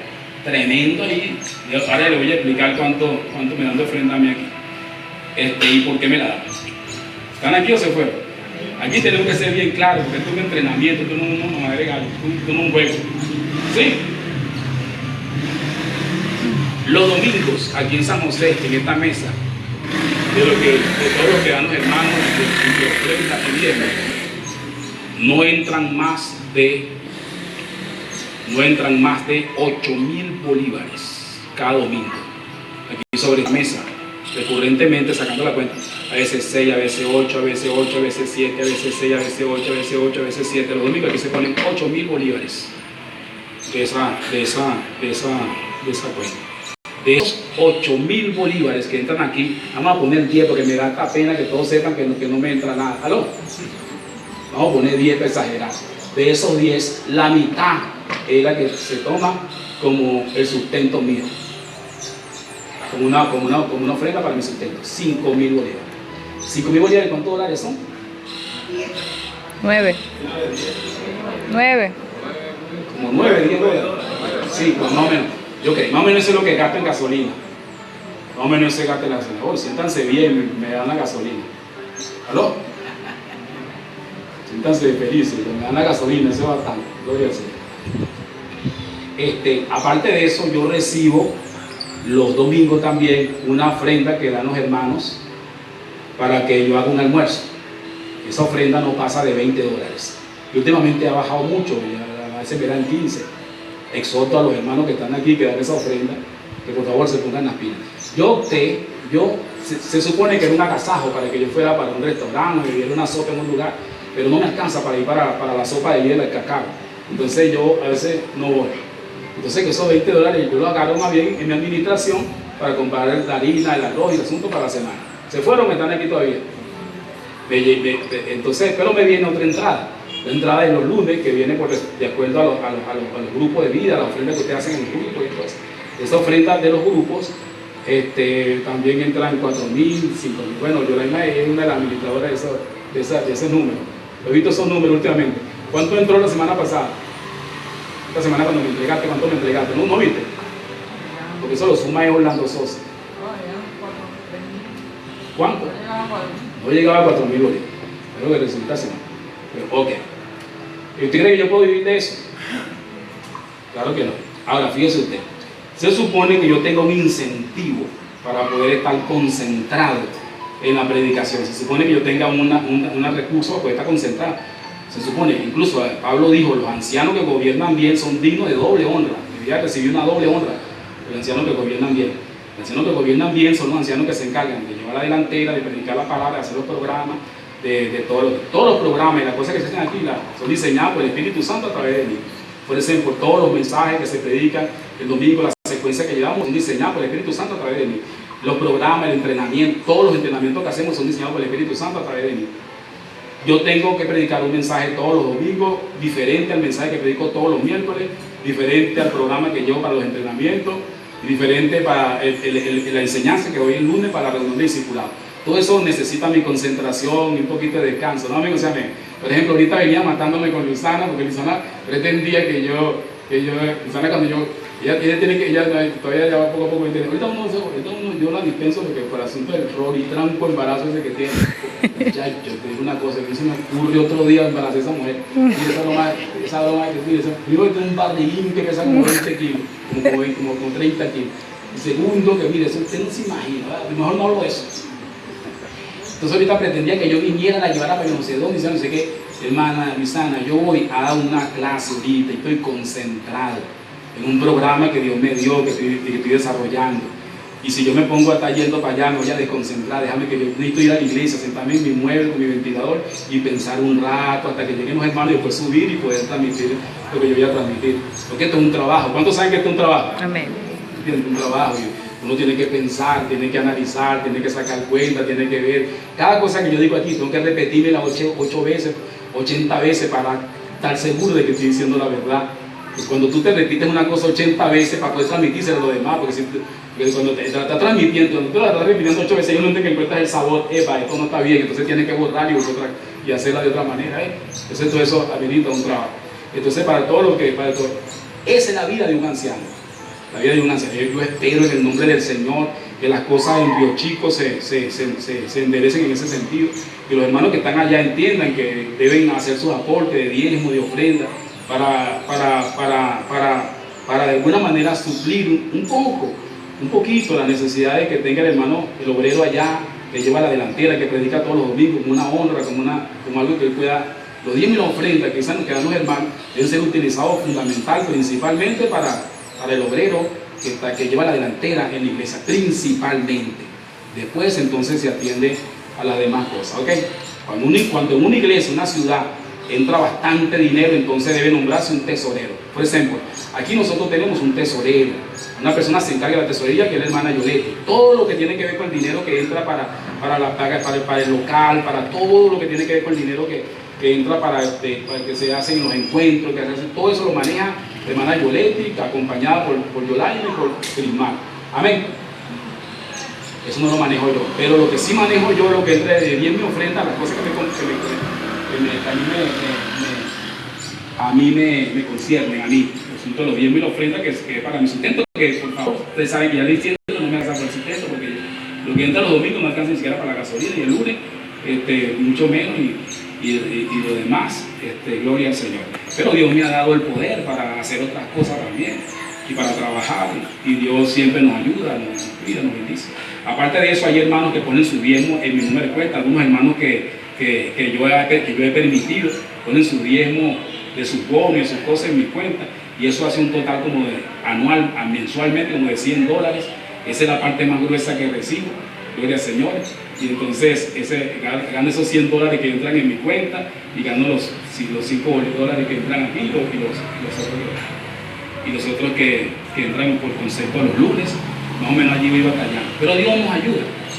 Dios nos va ayudando. Por ejemplo, a mí antier se me echó a perder el carro, tuve que gastar $600 para arreglarlo porque se le barató un poco de cosas, tuve que gastar. ¿De dónde lo saqué? Porque no sé, Dios sabe.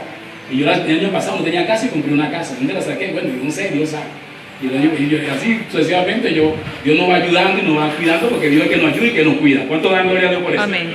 Nunca, jamás, de ninguna manera, no está previsto en la Biblia, de ninguna manera, jamás, que un líder en una iglesia, llámese anciano, apóstol, profeta, tenga dividendo o se haga rico o tenga lucro a costilla de los hermanos de la iglesia, hermano.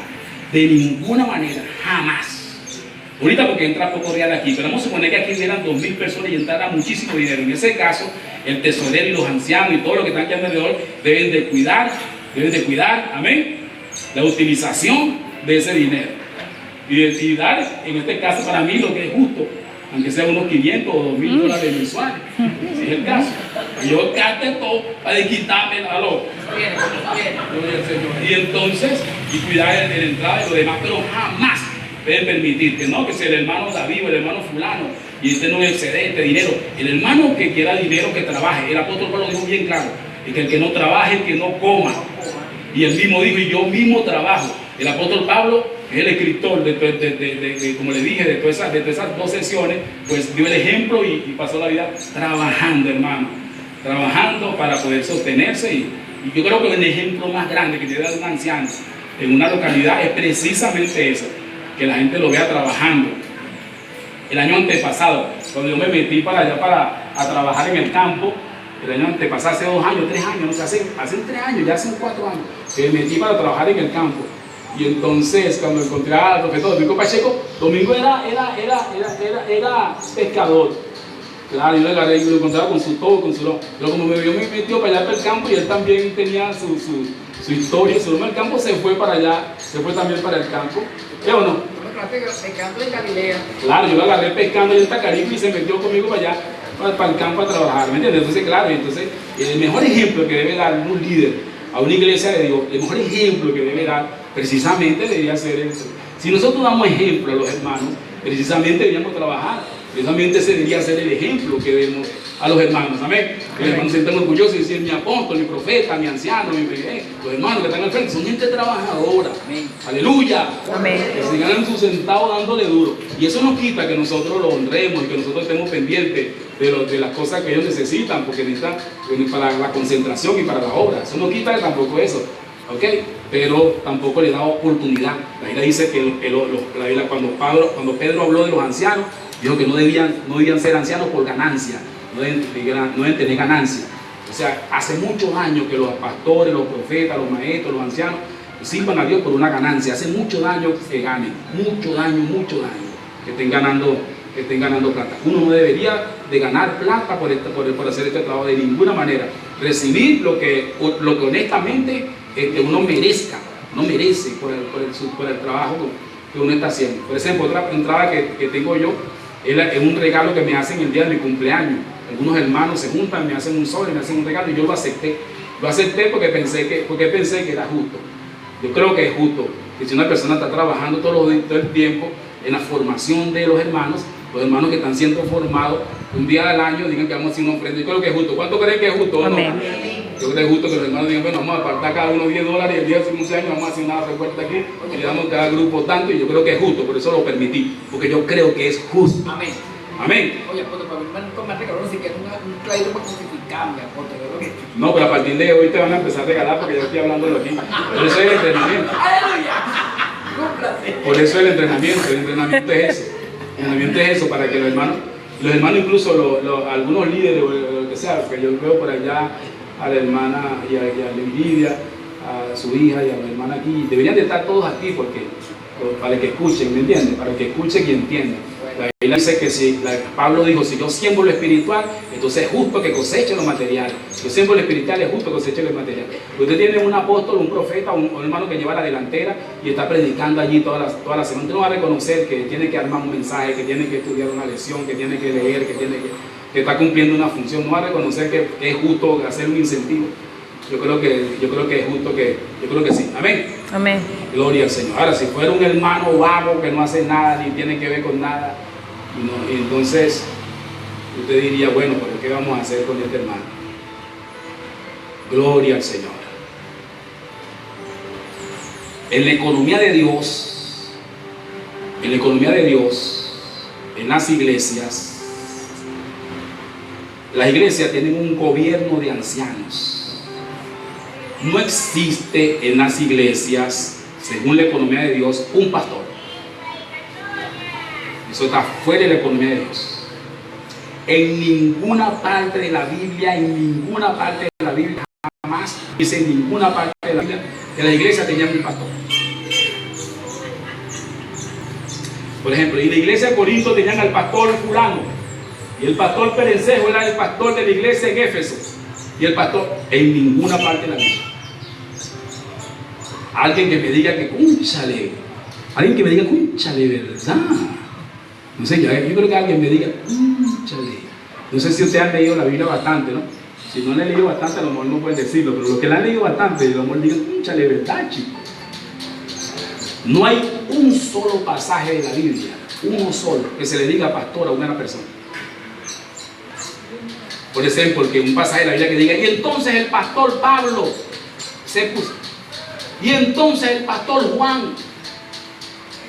La Biblia habla, por ejemplo, del profeta Agabo, del evangelista Felipe, del apóstol Pablo, del profeta Agabo. Nunca dice el pastor tal, nunca, en ninguna parte. Y aquí nosotros tenemos el pastor Otto, el pastor Felipe, el pastor. ¿Dónde sacaron ellos eso?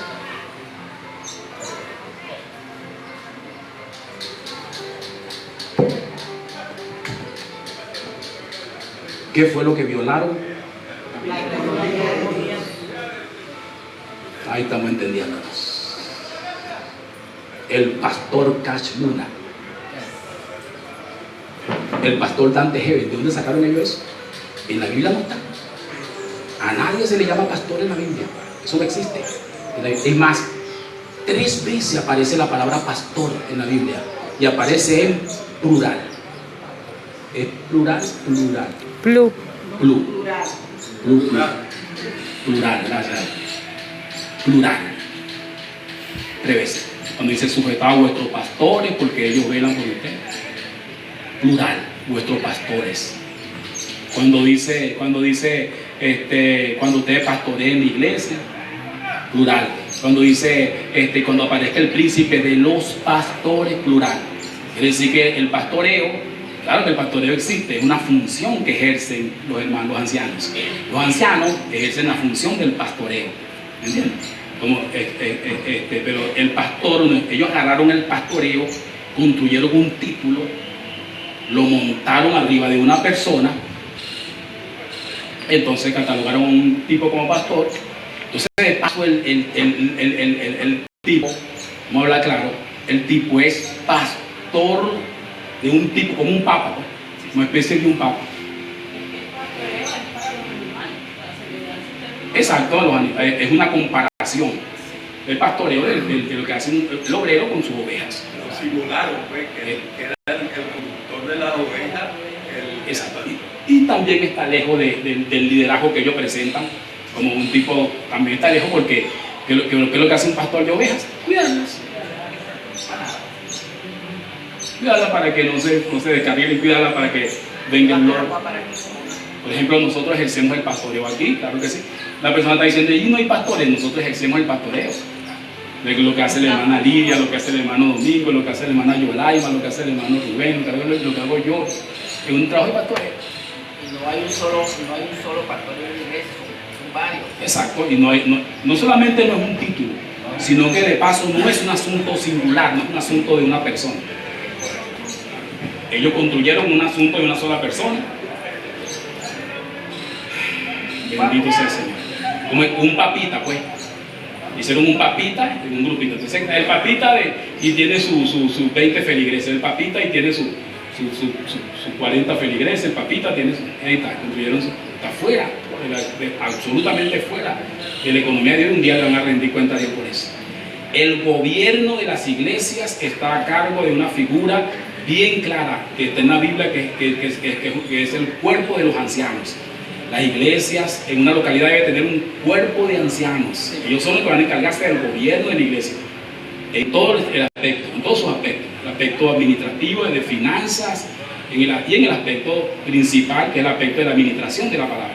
Por ejemplo, en una iglesia deberían haber un máximo, por ejemplo, de 5 ancianos, maestros y profetas, y esos 5 ancianos deberían de encargarse de todo lo que tiene que ver la iglesia con respecto al orden de la iglesia, con respecto al gobierno de la administración de la iglesia, de la vida de la iglesia. Entonces ellos deberían de encargarse acá, ¿okay? Por ejemplo, ustedes, ¿Ancianos de edad o de conocimiento? ancianos de madurez. Exactamente, gracias. Son ancianos de madurez. No es de edad, sino de madurez. Por ejemplo, lo que hacía el apóstol Pablo cuando se plantaron las iglesias. El apóstol Pablo predicaba en una ciudad. ¡Pum! Aparecía el grupo de hermanos. Y cuando aparecía el grupo de hermanos, el apóstol Pablo cuidaba a esos hermanos. Cuando Pablo volvía a pasar por ahí, por esa localidad, que Pablo siempre estaba viajando porque era apóstol, cuando pasaba cuando llegaba a esa localidad, entonces Pablo enseguía, hablando con los hermanos, se daba cuenta cuáles eran los hermanos más que habían durado más. A esos hermanos Pablo los designaba ancianos. Bueno, ahora tenemos aquí a 2 ancianos: el hermano fulano y el hermano fulano, o la hermana fulano y el hermano fulano. Estos son los ancianos ahora aquí. Entonces, todo el grupo tenía que someterse a esos ancianos. Y esos ancianos iban a hacer una función de gobierno ahí en esa localidad, en esa iglesia. Así empezó la iglesia. Entonces, en la iglesia hay 2 tipos de cuerpos. Hay 2 cuerpos. El primero, el cuerpo de los ancianos. Y esos mismos ancianos también hacen un cuerpo ministerial, que son los que predican, son los que profetizan. Vamos a ver si puedo explicarme. Acá en la iglesia de Dios, aquí en San José, hay un cuerpo de ancianos y tenemos nuestras tareas bien distribuidas. Por ejemplo, el hermano Orlando Sosa es un anciano aquí y él se encarga de funciones que tienen que ver con el orden, con la administración de la iglesia. Aquí no se mueve una silla, ni se saca nada para ninguna parte, ni se cierra una puerta sin consultar con él, porque él es el que está encargado de eso. Él ejerce un gobierno sobre eso, ¿entiendes? Además, él lleva todos los registros, lo que se pueden llevar de la fecha, de esto, todo eso se lo paso ya a él. Él tiene escrito todo eso. Le administra y más o menos.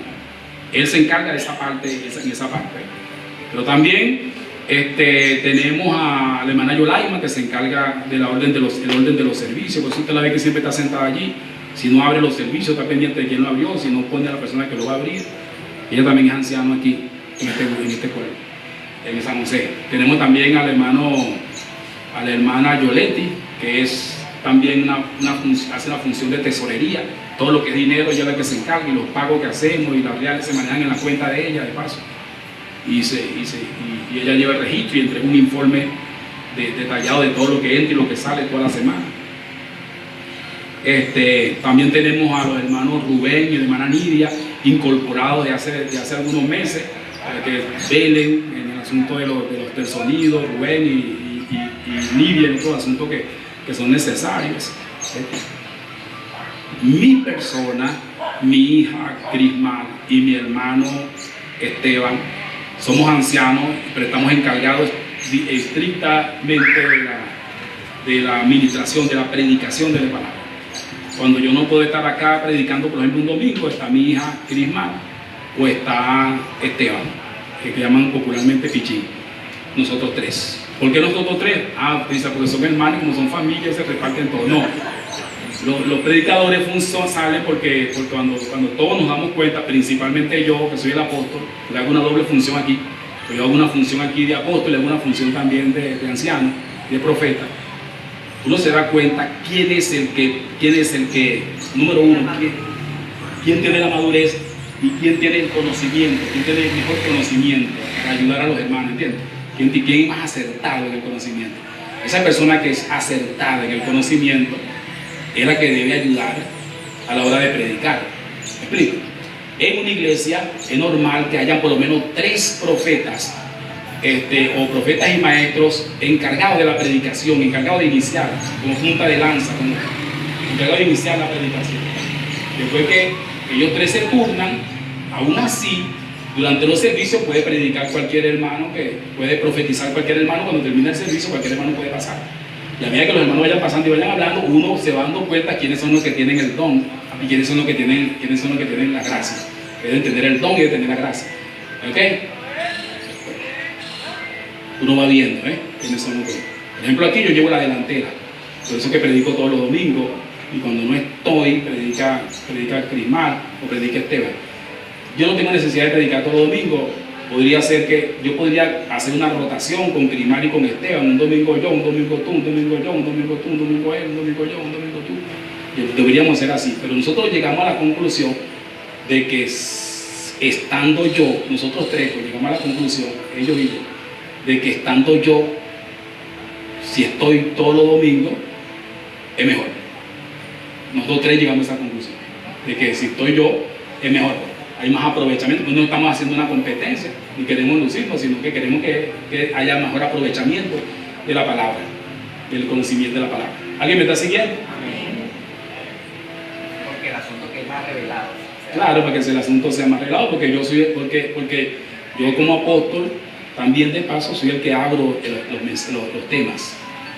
O sea, el tema que se está predicando, tanto aquí como en Río Chico, como en Caucagua, como en Cúpira, como el tema que se está predicando en Caracas, en todas partes donde estamos nosotros, donde estamos cuidando a los hermanos, entonces el tema lo abro yo soy el que abro el tema. O sea, en Río Chico, en Caucagua, en Cúpira, están hablando en Mateo. Yo abro el tema, entonces yo me encargo de abrir los temas por el Espíritu, y entonces los hermanos siguen. ¿Alguien está siguiéndome? Gloria al Señor. ¿Hay alguna pregunta?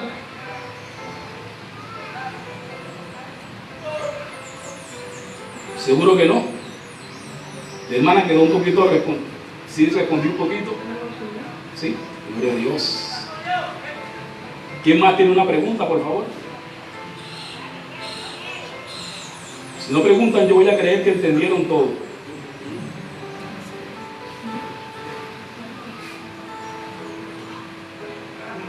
Deberíamos estar velando para que no se viole, ¿qué? La economía de Dios. Ayúdenme. Ayúdenme. Amén. ¿Y dónde aparece eso en la Biblia? ¿Por qué nosotros hacemos esto? Es una ayuda. Apóstol, ¿por qué nosotros hacemos esto y hacemos aquello? ¿Qué pasó? Estamos viviendo la vida de la iglesia, pero estamos viviendo la economía de Dios.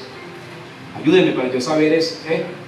Entonces nosotros vamos a ponernos las pilas entonces acá. ¿Ok? ¿Qué está sucediendo acá? Gloria al Señor. Aleluya. Si hubieran llegado más temprano, hubiéramos salido más temprano. Usted dirá, bueno, pero yo llegué temprano, sí, pero su vecino no.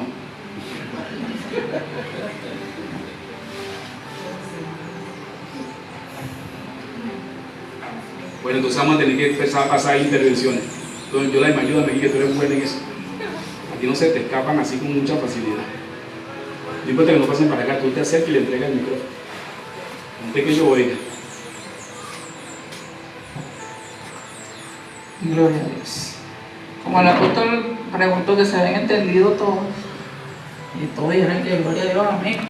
Gracias por habernos Entonces, no hace acompañado. falta, Nos vemos el día de mañana, que yo a lo esté partir de las 10 de la invitando, mañana, Simón, y va a la transmisión del explicar servicio de edificación lo que de entendió los en domingos. esta clase. Amén.